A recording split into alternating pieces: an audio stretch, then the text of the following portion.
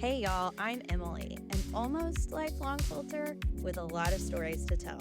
I have loved quilts and talking about them for as long as I can remember, and I'm here to celebrate the tradition of quilting with you. I'm so glad you're joining me this week here at Patchwork Revival. Hey y'all, and welcome to this edition of the Patchwork Revival Podcast. Today I'm sitting down with my friend Kate Bierle of Due North Handmade. Kate is a prolific quilter. She has a whole story to tell us about how she learned to quilt, where she caught her quilting bug, how she evolved into the pattern writer and designer that she is today. She's going to tell us all about her business, all about her history, her quilting story. We're also going to hear a really fun story on a historical block that she stumbled across and some of the things that she learned about it. So stick around for that. A few housekeeping things before we dive into the conversation. I wanted to remind you that the podcast is available on Apple Podcasts and Spotify. We also have a video interview that you can view on YouTube. So we are on YouTube. Be sure to listen on your platform of choice. I would love it if you would subscribe to the show, share it with your friends. Quilting is all about connection and sharing. And I really hope that you're enjoying the podcast enough to share it with your friends. I can't wait to introduce you guys to my friend Kate. So, I guess to get started, Kate, if you would give us a little overview, introduction of yourself. Um, what do you want us to know about you? I'm Kate, Kate Bierle. No one can say the last name ever on the first try, but that's fine. It's it's Bierle. Um, and I'm the human behind Due North Handmade. I have quilted, well, I made my first quilt when I was in first grade, which is a little pillow, this little 9 patch, and like four of the squares have one has a little cross stitch on it, one has a little like oil fabric pen drawing on it of things that I liked, which was apparently dolls and jump rope, and one has a little applique heart on it. But yeah, it's a pillow that's still around here somewhere. And a lot of that came from my maternal grandmother, who was a prolific quilter. In my early life, she was a craft dabbler and did a little bit of everything, paintings and cross stitch and little quilting and some other things.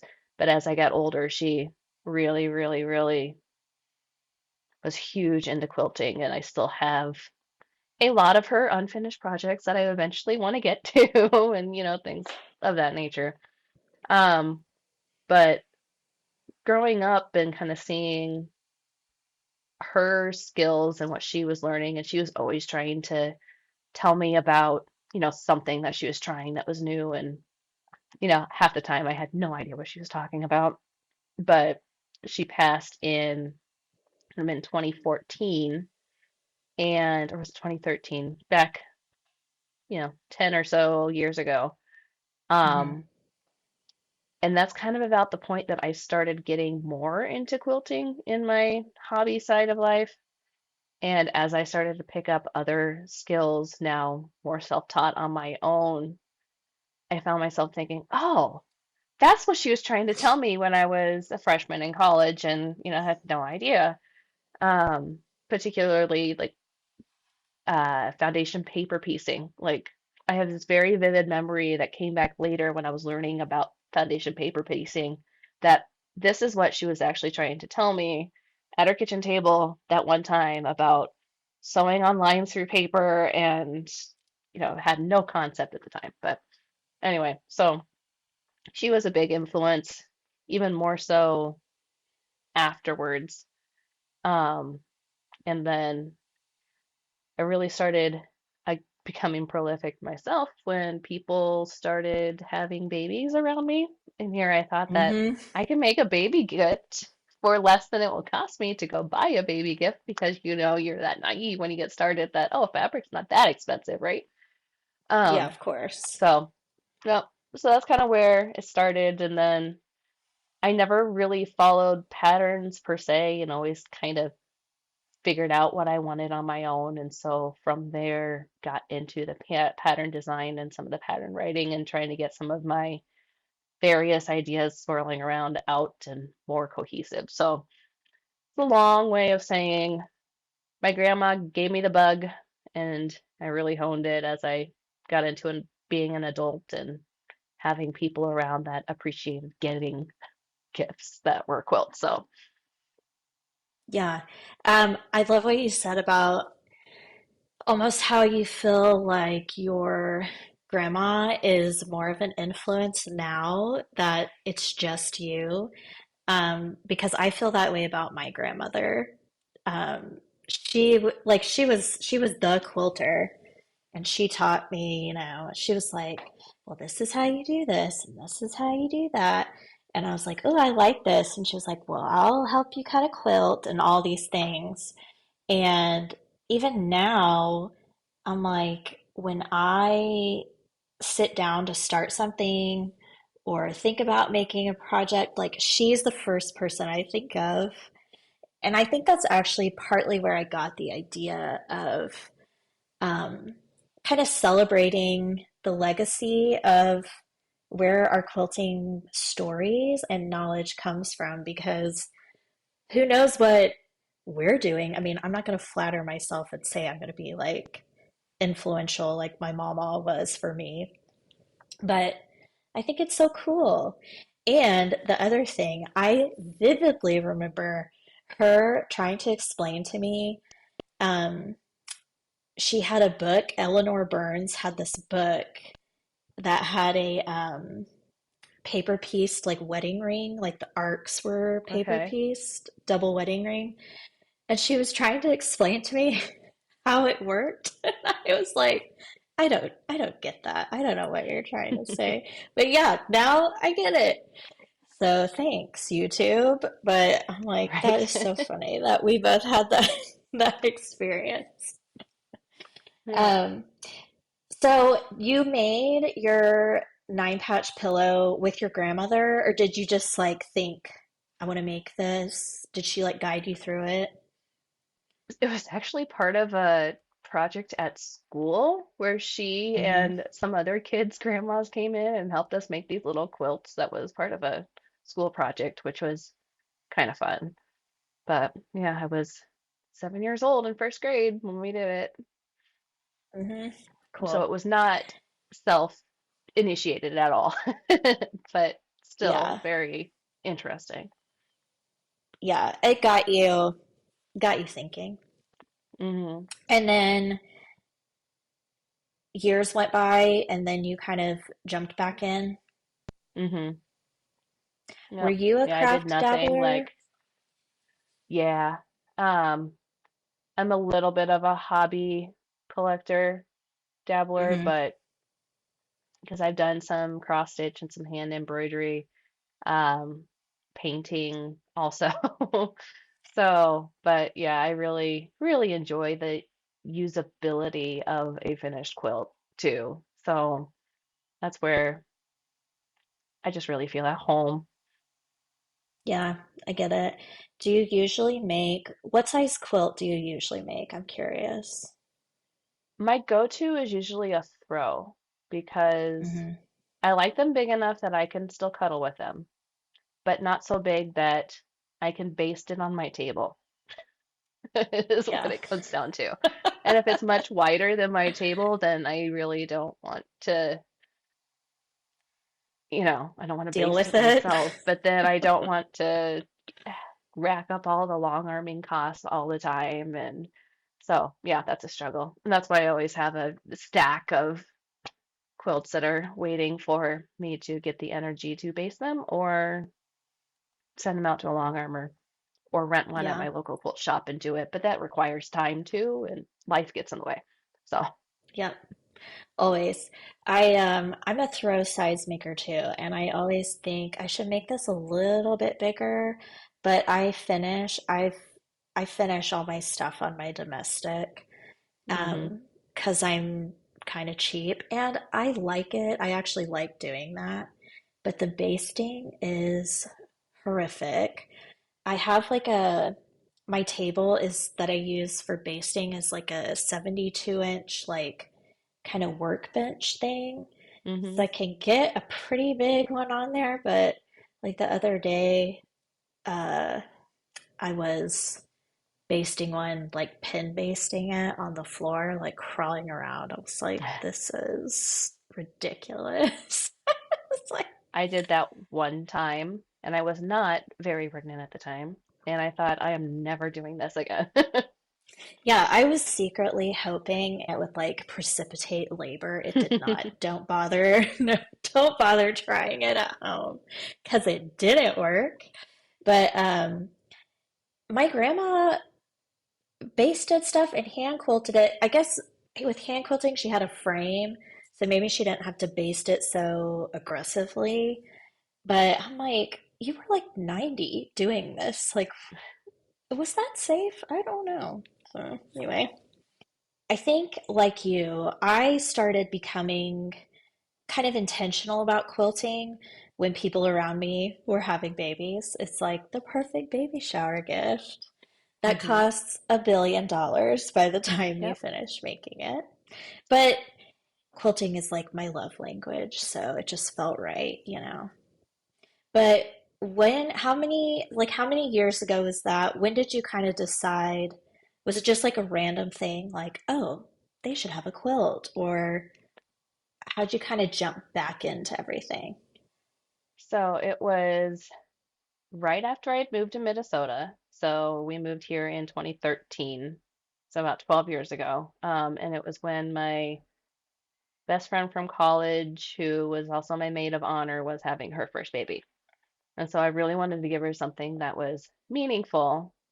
And so that's where I landed. And so she's a dog lover, and I'm a dog lover. And so I found a bunch of cute baby fabric from big box store that had dogs on it and made this disappearing 9 patch thing, which I had no idea of what quilting, how to actually do that part. So I tied it, and yeah, it's still around. It's still like in one piece. So that's a bit of progress, I think. But yeah, it's really interesting to think about how I restarted to where I ended up. But yeah, so that was the first one that I really done independently.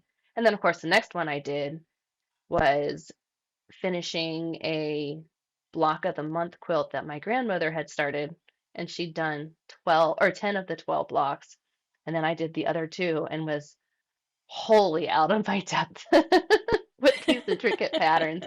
Um, and there was fabric that was all set apart for the borders that were cut into these big giant squares, and I had no idea what she was planning to do with that. And so, like, I don't know, I just kind of made something up and had a friend long arm it because I was not able to handle that. Yeah.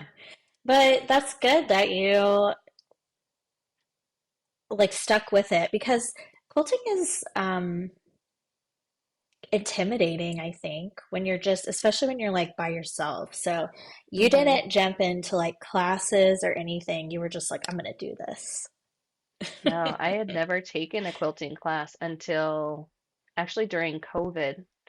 And I did a virtual one that was specifically on free motion quilting because I wanted to figure more of that out. Yeah, but most of it was YouTube videos and just messing around on the little basic machine that I had and figuring it out. Yeah. That's I think that's the best way to learn, honestly. And at least it's fabric you're like experimenting with, not Hmm. like I don't know. Did you ever do any events or like meetings? Did you ever get involved in like a local guild or club or anything like that? Or are you always kind of were you like a lone wolf quilter? I recently, like in the last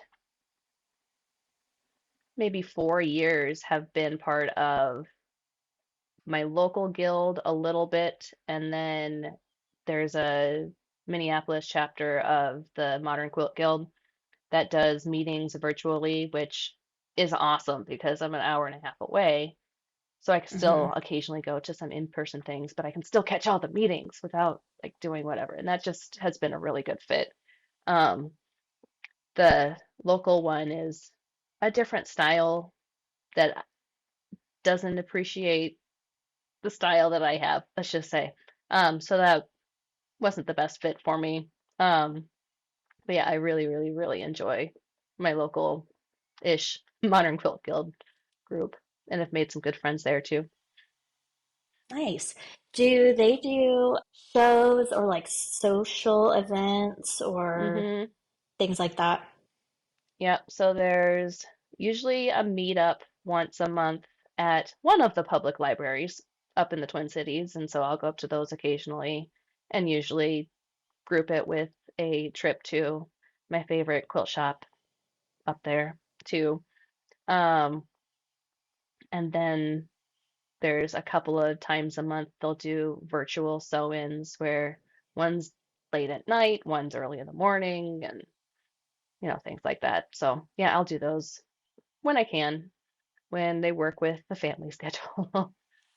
Yeah. Yeah. That's the funny thing. I started getting involved in my local.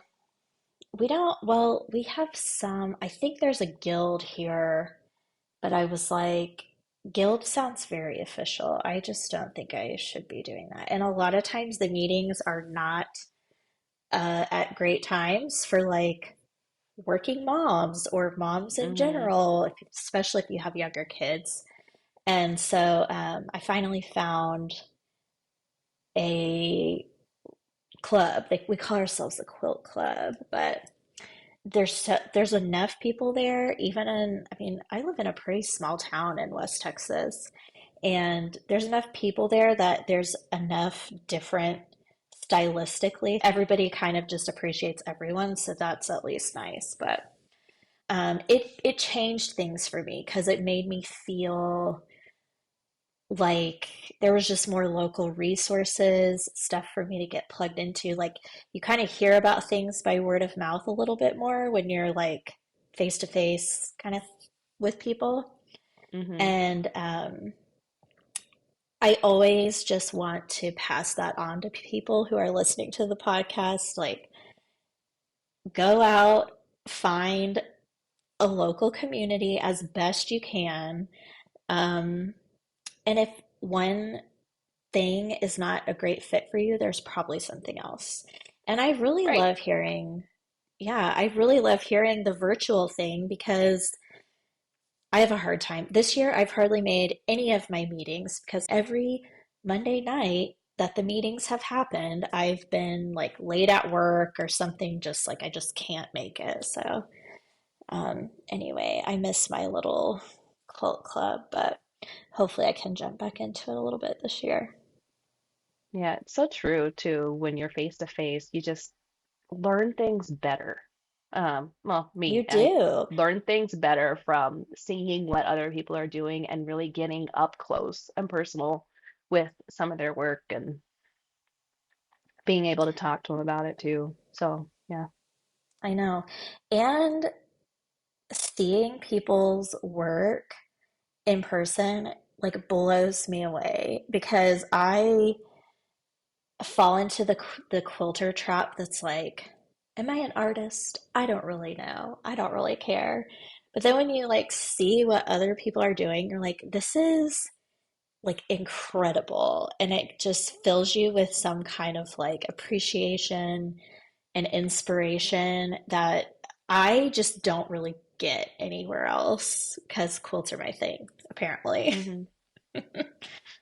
So I love It's a seeing, creative skill, though. It's definitely a skill set that you have to work on, but you can also work on it and still not be good at it. So I feel yeah, like there's definitely a creative artist element to it, but like anything else, you can also work on it and get very good at it too. So yeah. yeah, yeah. My grandma used to always say, oh, well, you just need to practice. If I'd be like, I can't do this or this looks wrong, she'd be like, well, you just need to practice. And I'd be like, that is not the answer I wanted, but it's true. Right. It's true. And what I love too about quilting is that a lot of times when I go to meetings, there's people there who are like, this is my first time here. I just retired and I really want to learn how to quilt. And I'm like, yes, like that's so cool. Because it's something that you can carry with you for life. Like I feel like Hmm. people play golf and they play tennis for life, but like quilting, that's my tennis or my golf. Like I'll Right. probably be doing that forever. So I'm glad I have that skill. But Yeah. I think it's a great way to sort of have um, a connection with other people, but it also with like the craft and the art of quilting. So, And the past too, because like this is not something that's new, right? It's been around for a long time. And so hmm it's just really interesting to me to see how that changes too, and how it was 200 years ago versus today. And so, I know. And what I think too is how it's so interesting to see how it changes, but also how it's still the same. Like right. it's Still so, fabric, needle, and thread. yeah, it is same thing. And then um, I know both of us have written patterns, released patterns, designed patterns, or had ideas and all these things. And there's so many times when I look at just sort of pattern designing and writing and marketing in general, and I have a little hobby where I just like to look at old quilts, like traditional quilt design, traditional blocks that have been around for hundreds of years, and I'm like, well, that's already been done, but here it is, like reimagined in some way, and um, I personally think that's cool. I think there's sometimes a little too much emphasis on like that's not original, but like there's only so many ways you can kind of arrange these triangles to make a star Right. or whatever. So I Right. love that. I think we talked about that a little bit in the past too. Like, it's just, I mean, it is. It's especially with these things that are traditional or like twists on the traditional. I mean, it's not exactly new, but maybe how you get there can be, or how you Yeah. arrange different colors or fabrics within that shape can be. And so that's where I find the contemporary part of it fun hmm too. So, Yeah, and um that's kind of like the artist part of it, right?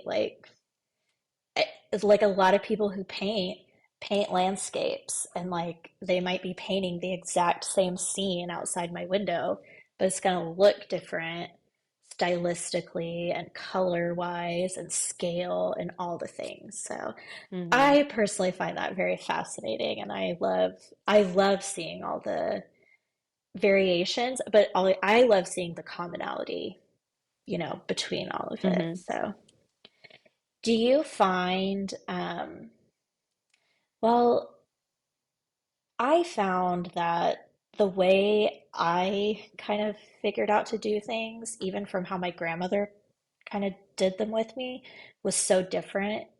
Like when I did a quilt pattern with her, there were HSTs in it, and the half square triangles were like the odd 7/8 measurement cut on a diagonal, and you just pieced the biased edges Hmm. like through your machine. And now I'm like, I feel like if you wrote a pattern like that, people would be like, what is wrong with this woman? Like, it's just, Right. I don't know. Things like that are really cool. It's innovation.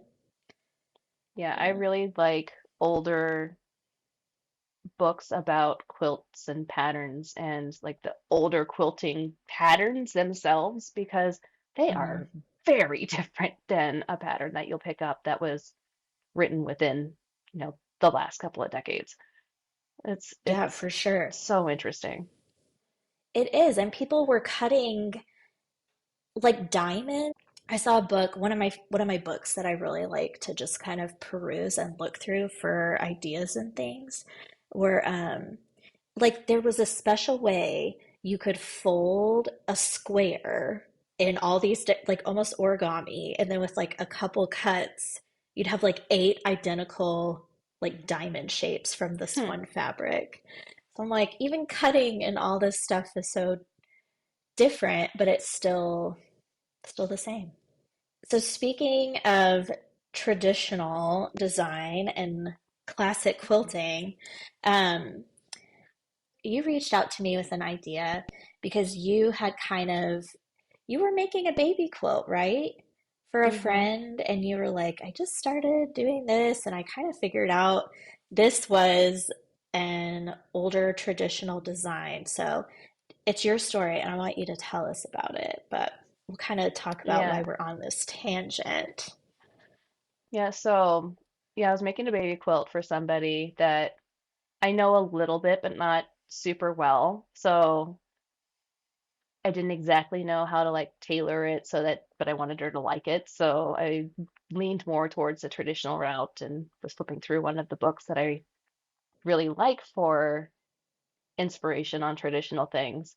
I already had cute fabric that I wanted, and I knew that I wanted something that would showcase that, but not be boring on the piecing side. So yeah, I was just flipping through and looking for ideas and saw the Ladies Wreath quilt block in this book that I have, which is just half square triangles in a couple of different fabrics arranged a couple of different ways to make this fairly simple design.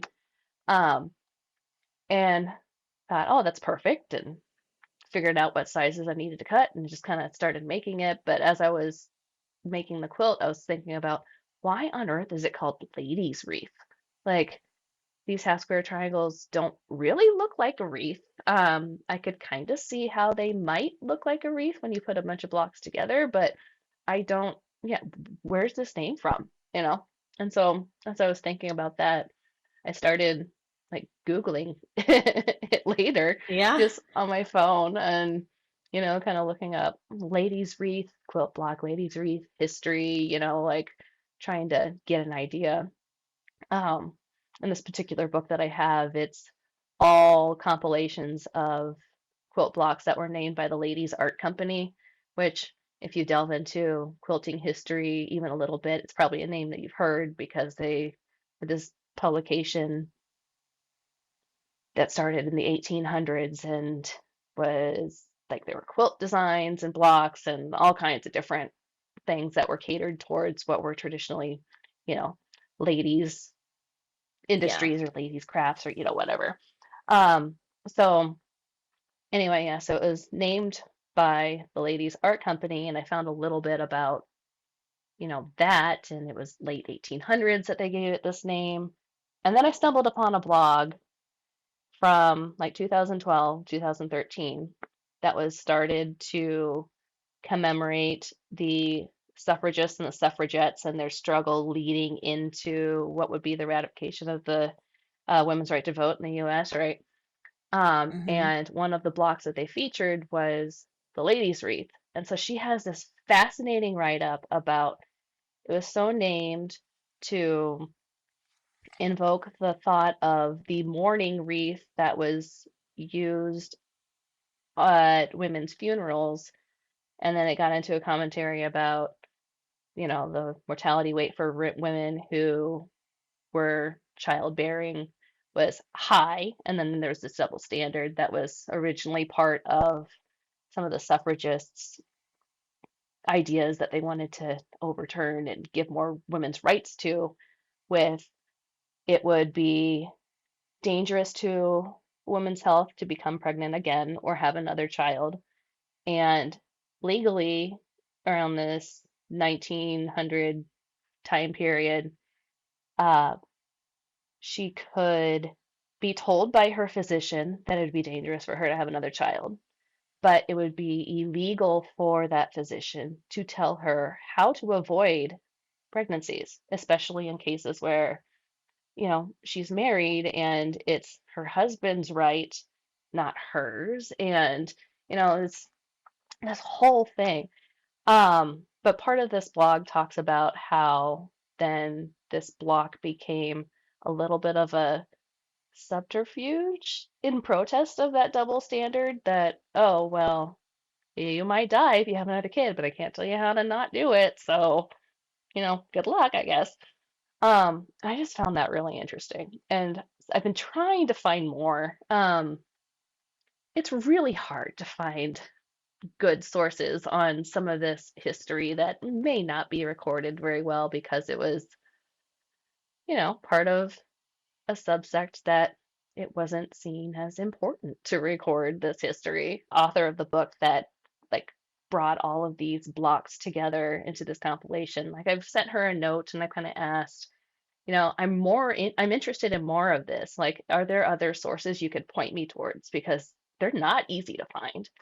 And even in that blog that I found, like there's photos and, some historical information, but they don't tell me what their sources were, which really bugs me. And I really Right. want to like find Yeah. some of that too.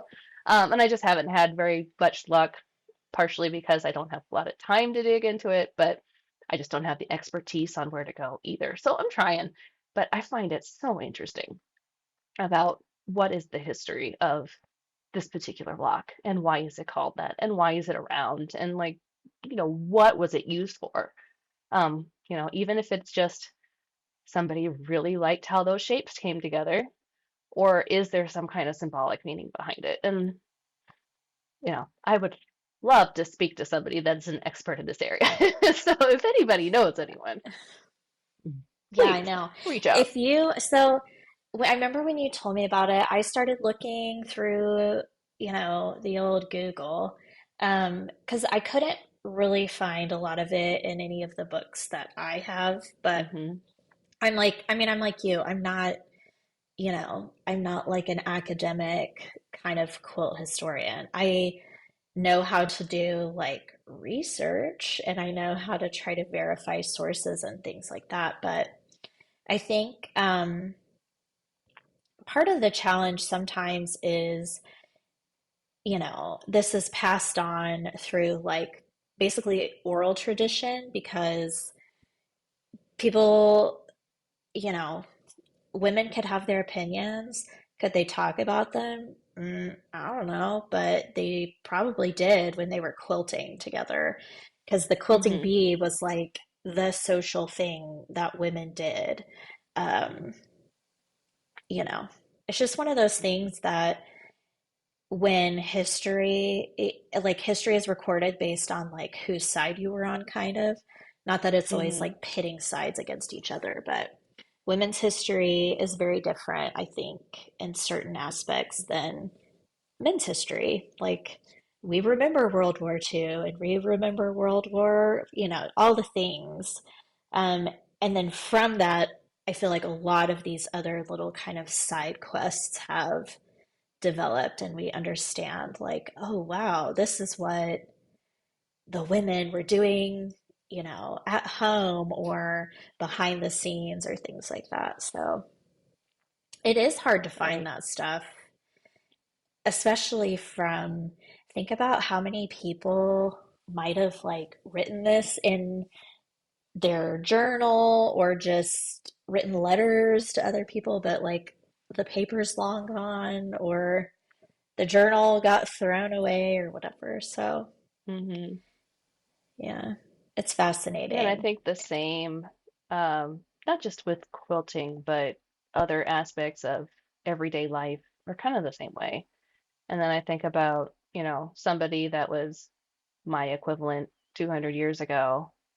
What do we know about her versus what will somebody 200 years from now like know about, right? So I don't know. Hmm. Those are the things that my brain will percolate on in quiet moments. Yeah, while you're stitching, that's when I do Right. some of my best thinking when I'm quilting. Uh, do Right. you When I'm not listening to a book about a fantasy world, that's what I'm thinking about. I know. Do you quilt almost every day? How often do you get to quilt? I'm always curious. Um, Almost every day. Hmm. Probably in a week, it's 5 days out of 7. And it might be Yeah. for an hour, not long, you know.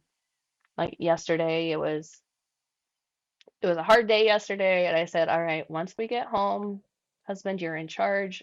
I'm gonna go down and I'm gonna close the door for an hour, and I'll be back up when my timer goes off." But it's just like I needed that reset to, do whatever. Um, Yeah. but yeah, this is my happy place down here. Hmm. Yeah. That's how I am. This is like holy ground. This is where I recharge. I'm like, I have quiet, I can process things, I can relax, and then I'm good to go. Hmm. But Yeah. um, yeah, I lose track of time if I don't set a have a timer for timer. myself. Yeah. Yeah. You mentioned sometimes the sew-ins with the Quilt Guild, the Modern Quilt Guild. Hmm. Have you ever gone to like a retreat or anything like that? Yeah, I've been to a couple. And one of the first like retreat I had, it was a couple of friends that I met on socials. They said, "Hey, we live in a similar geographical area. You want to like rent a cabin in the middle of nowhere and just go sew for a weekend?" So that's how I met Abby with Abby Made and Tamara with Remy Vale Studios. It's like we live kind of close to each other. We never met before, and then we just show up at this cabin in the middle of farmland in Wisconsin, and it was great. And then I've Yeah, done like a luckily those gals are on the up and up. They weren't catfishing right, you out to a cabin. right. We talked about that too. It's like in any other situation, I would not be okay with this. But who's gonna catfish a quilter? Yeah. You know, I don't know. So, but yeah, we kind of half joked. It's like, I've got my location turned on. My husband can track me. So, you know, if I don't show up after the end of the weekend, you know. He will But yeah, know. no, it was fun. And then I've done a couple of actual organized retreats too, which are also fun. Um, and I'll do more of them as time allows. Yeah, I know. I've never really had um, an opportunity to do a retreat, and I've always wondered, I'm like, I think I would have the stamina to do it. Like, it's, it's a lot to like sit and quilt. There's a retreat center just outside of our town, and sometimes like our quilt club will rent it for a weekend or whatever, and they're like, "Yep, you go, you just get up at the crack of dawn if you want to, and you can sew till the next morning if you want to." And I'm like, I feel like I would injure myself like trying to get things done. But it sounds so fun and magical, but I've never gotten to do it. But I Yeah. used to I used to sew with my grandmother when I was my grandmother lived for a very long time. She lived until she passed away when I was 32, 32. And I feel just so lucky. But when I was in like even college and like I did medical school and then even parts of residency, I would go to her house for like a week. And while we were there, we would work on a quilt or some kind of project, you know? And I Hmm. always really loved quilting with her, like group project kind of thing, which I'm Hmm. normally not that kind of person at all. But I don't know. Sometimes I feel like that's something I could add into my practice a little bit, but it's hard. But I just get out here and like crank things out by myself usually. So, Yeah. Yeah, the fun thing about a retreat is like you can see what other people are doing And then when you get a bunch of people in a room that like similar things, it's fun talking, like while you're working. And then you crack Yeah. open the bottle of wine at 10 o'clock in the morning and just sip on it through the day. You know, Yeah. because See, quilting this while is all drinking is good. never a bad idea. Yeah. The worst, it's like the worst is when you're tired. Like Hmm. a little wine, you'd probably be loosey goosey. Like you probably just let go and get more done. But like the tiredness is when I start really like Uh, making the silly mistakes that make that's me when the seam ripper angry. comes out because I sewed something upside down. That's when I'm tired. Hmm. Yeah. Or like the other day, I sewed two HSTs like wrong sides together. So I was like, dang it, like what is this? But it was like a funny little like, well, we can't be perfect all the time. So anyway. Yeah. Yeah, I did that the other night when I was finishing the blocks for a scrappy sample of a pattern that I've got coming up. I realized, oh, there's a couple of those little volumes that I sewed upside down. And so I ripped them out and sewed them right back. And as I was putting the blocks together yesterday, I realized, oh, look, that one's still upside down. It's gonna stay that way. So there's a couple of Oh, pieces in there where the low volume is wrong side up, but you know what? You can't really tell. you'll It's fine. never tell. Yeah. Yeah, I love when I fix a problem by sewing it incorrectly a second or third time. Yeah. That's one of my specialties. But I want to talk just at least briefly about how did you how did you decide to kind of dive into the sort of pattern design, pattern writing, publishing kind of side of things? Because it is different. It's a different kind of skill set, priority set to kind of transition from I'm just quilting to like chill out and keep my brain on right before I like just lose it. Or this is just like fun in my social circle to like I'm gonna actually offer this to people and write patterns up to a certain standard and all these things. So how did you kind of evolve into Due North Handmade? I think I kind of mentioned earlier that I've just always had ideas kind of floating around, and I never started exactly following patterns, just kind of going along with what I needed to get to what I had percolating up there. Um, but also professionally, I have an engineering degree, and in like the first decade of my professional life, most of what I was doing was writing technical procedures for oil refineries and chemical manufacturing and, going through these things. So definitely used to, there's a specific standard and things have to be specific and clear and done a certain way in order to, one, be effective, but also be safe. Because, you do Yeah. something wrong, it could be a really bad day in some of those environments. Um, So it just seems second nature to be like, all right, so I want to make this quilt block. This is exactly how I would do it.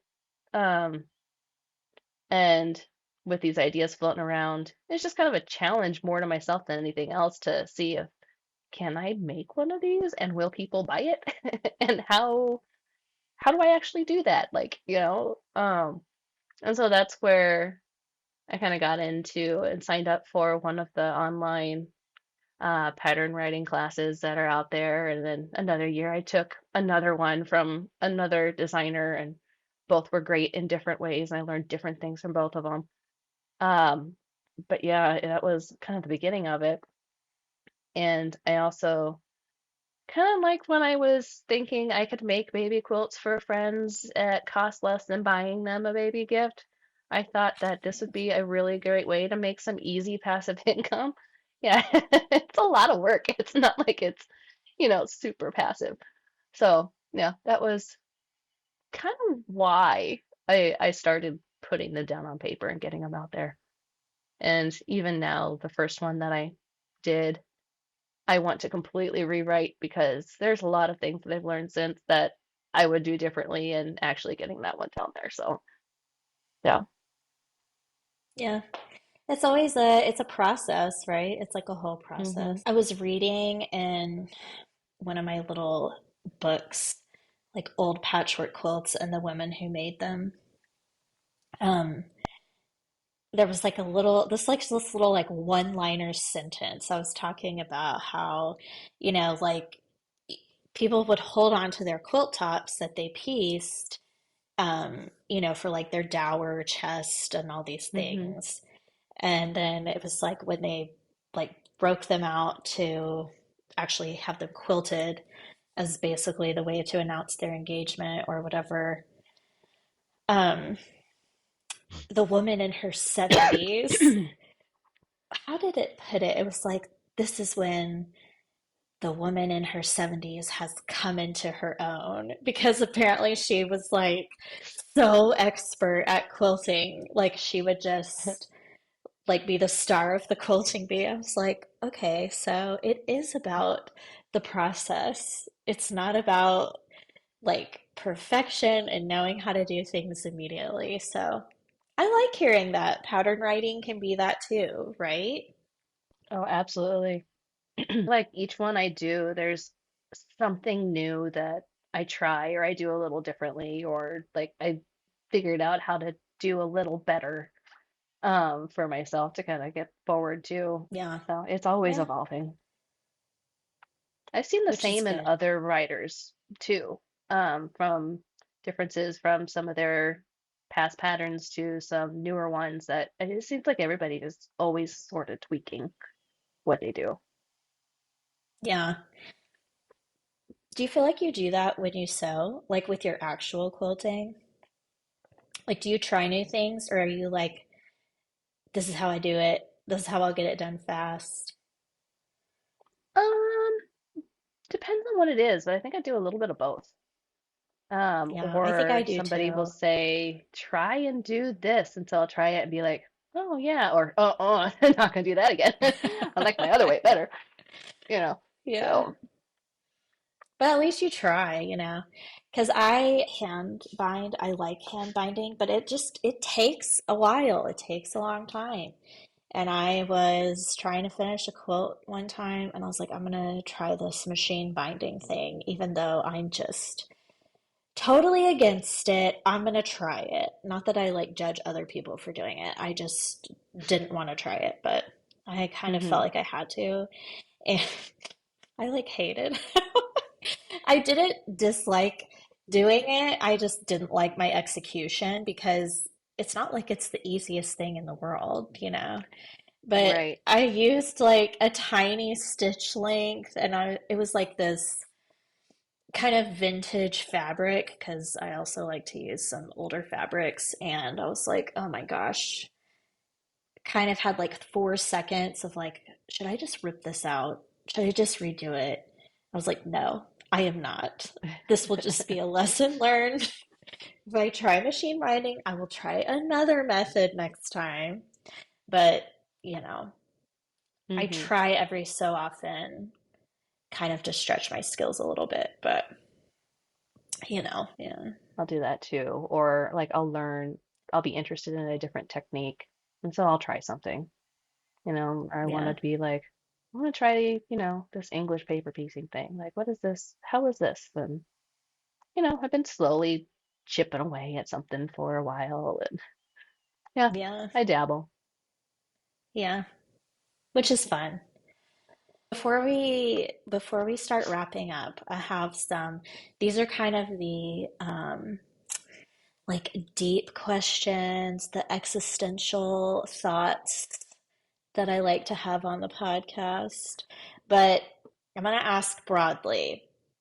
So, when you look back over from your very first grade quilted pillow to all the baby quilts you've made, the patterns you've written, all the things.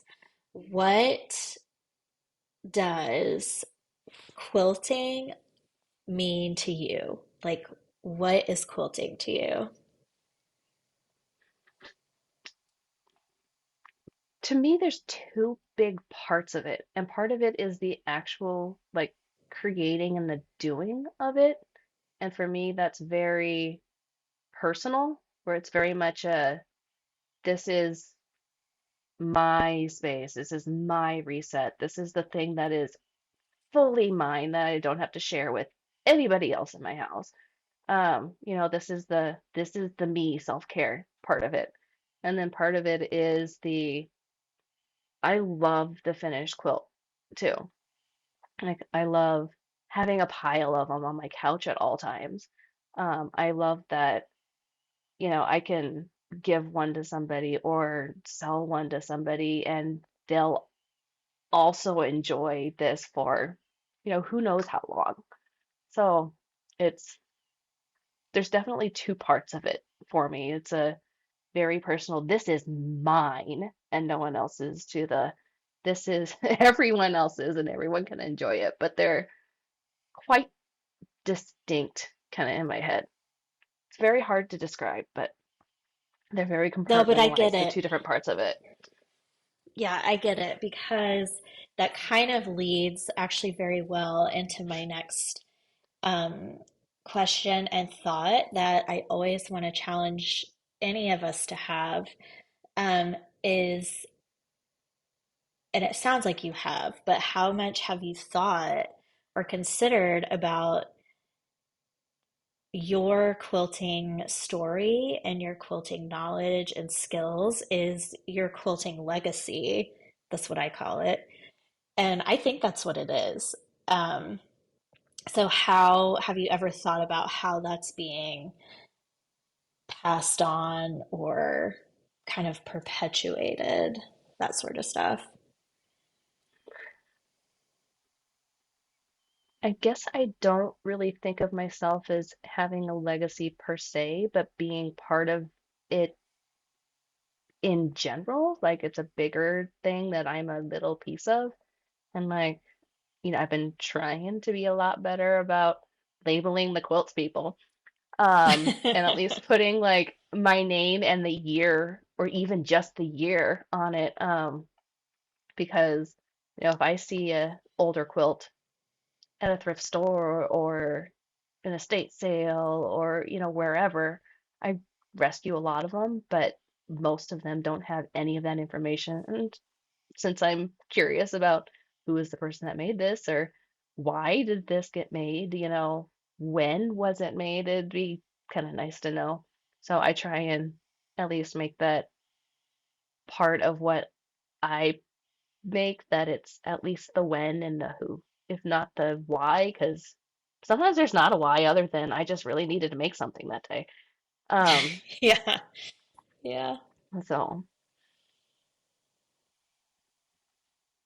Well, yeah, I'm not perfect about documenting my work either, but um, we're like part of the big story. So I try to put some detail on when I can on a label. But my mhm. um, my grandma didn't label a lot of stuff. It was just like we knew that was her quilt and all these things. But I actually found a book where she would take pictures of her quilts that she had finished, like out on a bed or something. They're not like good pictures at all, but she'd like put them in a book and write like who she gave it to and if it was a um, event or something like that for the Mhm. reason. But one thing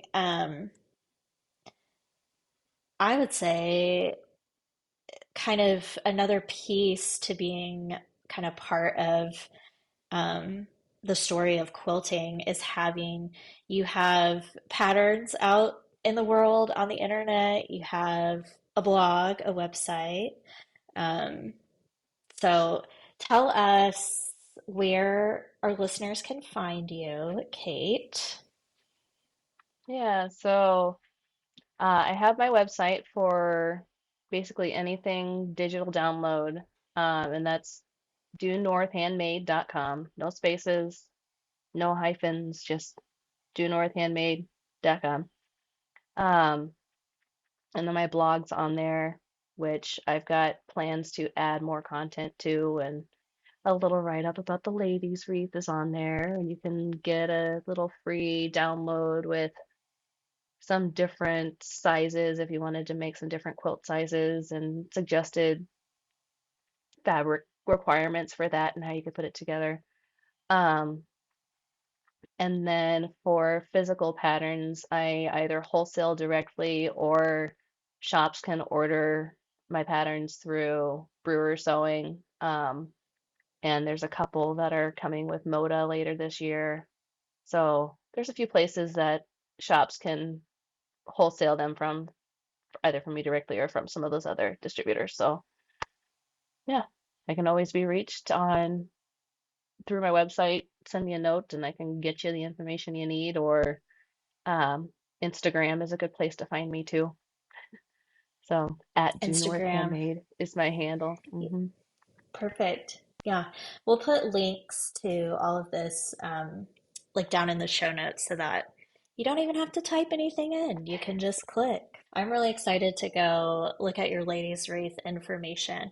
And if you have a link to your kind of blog um, that you found where you kind of started digging into your Hmm. information, I would love to share that too because that sounds very Absolutely. interesting and intriguing. So Yep. I have we'll that linked like, in my post also. So yep, okay, definitely can good. get there. Yeah, perfect. Yeah.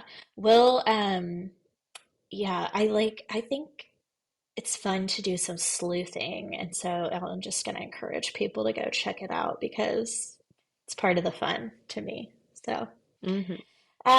Is there anything we didn't talk about? Any burning quilty topics on your mind? There's always stuff we can talk about. I know. What are you, But can you no, tell us what you're working on right now? Like, what are you, if you could go start quilting right now, what would you do?